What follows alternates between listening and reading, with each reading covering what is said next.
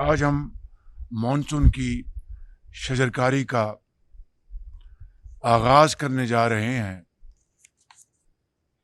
اور رواں برس میں نے متعلقہ محکموں کو گزارش کی ہے کہ وہ کم سے کم 10 کروڑ سے زائد پورے پاکستان میں بشمول گلگت بلتستان 10 کروڑ سے زائد درخت لگائے جائیں، جس سے کہ نہ صرف ہمارا خداداد ملک پاکستان خوبصورت ہوگا بلکہ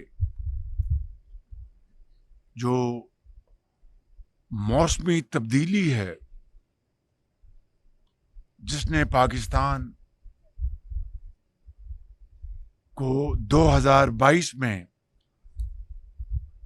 بری طرح ہٹ کیا تھا، اس کو بھی کنٹرول کرنے میں مدد ملے گی۔